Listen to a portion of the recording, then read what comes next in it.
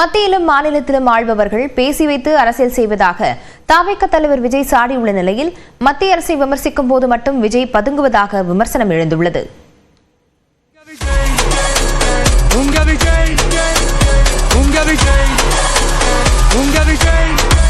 கொடுக்க வேண்டியது அவங்களோட கடமை, இங்க இவங்க வாங்க வேண்டியது இவங்களுடைய உரிமை. சோசியல் மீடியாவில் ஹேஷ்டாக் போட்டு விளையாட்டு இருக்கிறாங்க.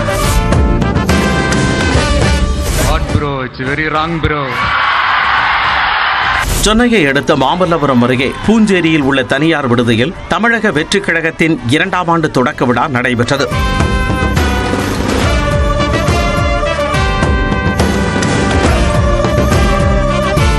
இதில் கட்சித் தலைவர் விஜய், பொதுச் செயலாளர் ஆனந்த், சிறப்பு அழைப்பாளராக தேர்தல் வியூக நிபுணர் பிரசாந்த் கிஷோர் மற்றும் 2500க்கு மேற்பட்ட தவிக நிர்வாகிகள் பங்கேற்றனர்.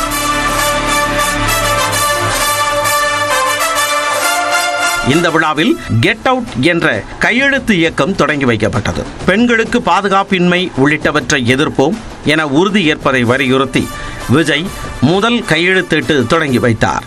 கபடதாரிகள் அனைவரையும் இருவரையும் தமிழ்நாட்டை விட்டு வெளியேறு, கெட் அவுட் என்று சொல்லி பொற்கரங்களால் முதல் கையெழுத்து போடுகிறார்.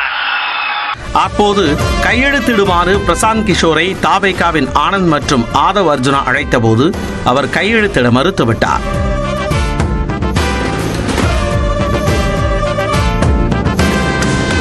இதையடுத்து விழாவில் பேசிய தவிக தலைவர் விஜய் தன்னுடைய அரசியல் வருகையால் ஆளும் கட்சியினர் எரிச்சல் அடைந்துள்ளதாக கூறினார். ஒரு சில பேருக்கு மட்டும் கொஞ்சம் எரிச்சல் வரத்தானே செய்யும், அது இருக்கும் தானே. என்னடா இவன் திடீர்னு ஒருத்த என்ட்ரி கொடுத்துட்டானே, அதுவே நமக்கு ஒரு பெரிய நெருக்கடியாகவும் இருக்குது. இவனை என்ன பண்ணலாம், என்ன செய்யலாம், எப்படி இவனை இது பண்ணலாம், க்ளோஸ் பண்ணலாம், அந்த கன்ஃபியூஷன்ல கத்துறதா கதறதா என்ன பண்றதுன்னு தெரியாம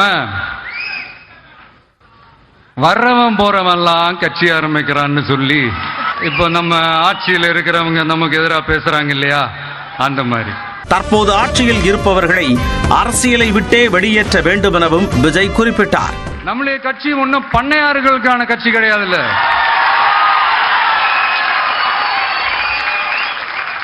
முன்னாடிலாம் அந்த காலத்துல பண்ணையாருங்க தான் பதவியில் இருப்பாங்க. இப்ப கொஞ்சம் உள்டா மாறிடுச்சு, பதவியில் இருக்கிறவங்களாம் பண்ணையாரா மாறிடுறாங்க. மக்களுடைய நலனை பத்தியோ, நாட்டோட நலனை பத்தியோ, வளர்ச்சிகளை பத்தியோ எதை பத்தியும் கவலைப்படாம பணம் பணம் பணம், எந்தெந்த வழிகளில் எந்தெந்த ரூட்லலாம். இப்படிப்பட்ட இந்த மைண்ட் செட் உள்ள இந்த பண்ணையார்களை அரசியலை விட்டே அகற்றுவதுதான் நம்மளுடைய முதல் வேலை.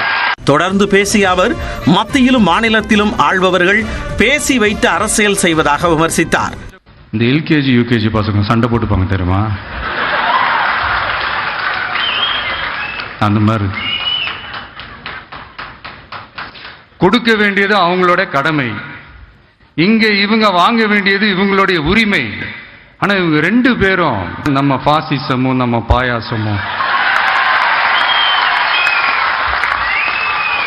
அதான் நம்ம அரசியல் இனிமையும் கொள்கை இனிமையும், ரெண்டு பேரும் என்ன பண்றாங்கன்னா, ரெண்டு பேரும் பேசி வச்சுக்கிட்டு இந்த செட்டிங்லாம் பண்ணி வச்சுக்கிட்டு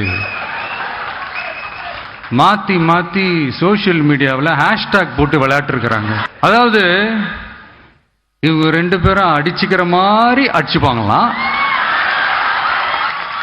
அதை நாங்க நம்பணுமா, மக்கள் நம்பணுமா? What bro, it's very wrong bro.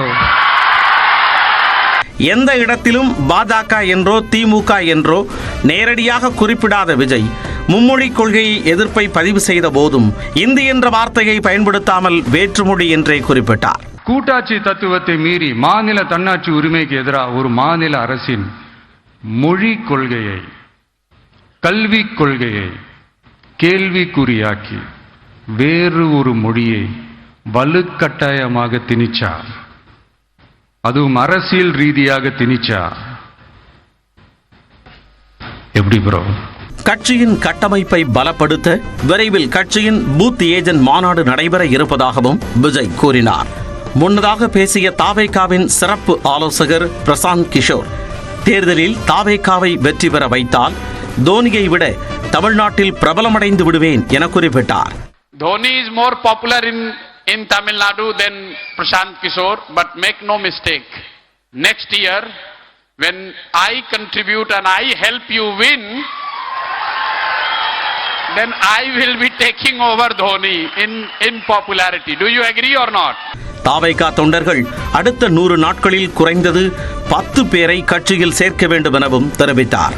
இதனிடையே மத்திய பாஜக அரசு குறித்து பேசும்போது மட்டும் விஜய் பூடகமாகவும் பதுங்கியும் பேசுவது ஏன் என மார்க்சிஸ்ட் கம்யூனிஸ்ட் கட்சியின் மாநில செயலாளர் சண்முகம் கேள்வி எழுப்பியுள்ளார். பாசிசம் பயங்கரமானது என்றும் படுகொலைக்கும் தயங்காது என்பதை விஜய் உணரவில்லை என சாடியுள்ள அவர், பாயாசம் சுவையானது எனவும் உடல் நலத்திற்கு நல்லது எனவும் விஜய்க்கு பதிலடி கொடுத்துள்ளார்.